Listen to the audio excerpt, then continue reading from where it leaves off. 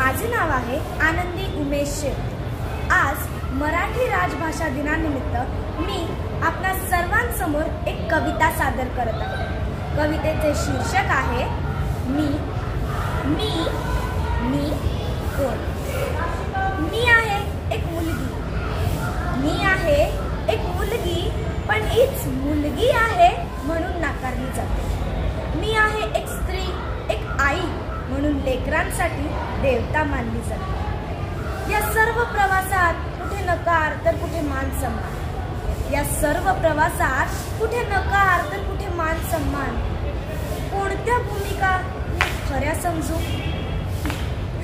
खरं तर जन्मले मी या मराठी मातेच्या कुशीतच, खरं तर जन्मले मी या मराठी मातेच्या कुशीतच।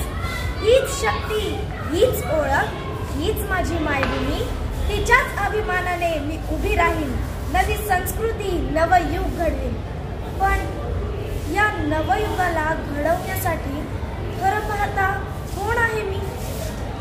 या नवयुगाला घडवण्यासाठी खरं पाहता कोण आहे मी?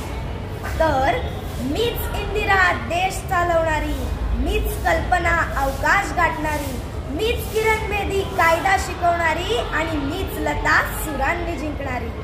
आता वेळ आली आहे तुला व मला ओळखण्याची, आता वेळ आली आहे तुला व मला ओळखण्याची। मी कोण? मी कोण? तर मी आहे या महाराष्ट्राची क्रांतिकारिणी। माझ्या पंखांना मलाच आभाळ द्यायचंय, माझ्या स्वप्नांना मलाच आश्रय द्यायचंय। मी उठेन उंच जाईन भरारी घेईन, मी उठेन उंच जाईन भरारी घेईन, विजयाचा शिखर गाठेन। कोण? तू, मी आणि आपण सर्वजण, तू, मी आणि आपण सर्वजण। धन्यवाद। मराठी भाषा आपली ओळख, आपली शान। नमस्कार, आज आपण अशा या विषयावर बोलणार आहोत जी केवळ एक भाषा नसून आपली ओळख आहे, आपला अभिमान आहे। ती भाषा म्हणजे मराठी भाषा। ही भाषा केवळ शब्दांचा संगम नाही, तर संतांच्या ओव्या, शिवरायांचा जयघोष आणि ज्ञानेश्वरांच्या अभंगातून मिळालेली शिकवण, टिळकांच्या पत्रातून पेटून उठलेली क्रांती आहे। पण आजच्या काळात हीच भाषा संकटात आहे। मोबाईलचा अतिरेक, डिजिटल माध्यमांची वाढती गुंतागुंत आणि स्वतःच्या भाषेकडे दुर्लक्ष यामुळे मराठी बोलणाऱ्यांची संख्या कमी होत चालली आहे। आपली भाषा इतर कुठल्याही भाषेपेक्षा कमी नाही। इतर भाषा जशा महत्त्वाच्या आहेत तशी मराठी ही तितकीच गरजेची आहे। म्हणून आपण आपल्या भाषेला जपले पाहिजे। आपण जसं आपल्या आईला विसरू शकत नाही तसे मातृभाषेलाही विसरता कामा नये।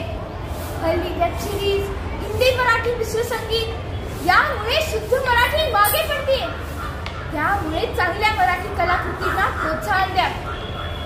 मराठी ही केवळ भाषा नाही, ती संस्कृती आहे।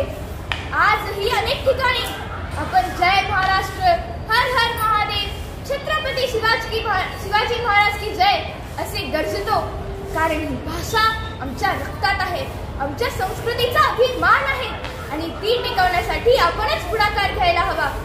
चला तर मग एक नवा संकल्प करूया। मी आजपासून अभिमानाने मराठी बोलेन, लिहीन आणि वाचेन। आपली भाषा टिकवण्यासाठी मी प्रयत्नशील राहीन। मराठीची अस्मिता जागूया, आपली ओळख अभिमानाने जपूया। धन्यवाद। जय महाराष्ट्र, जय मराठी।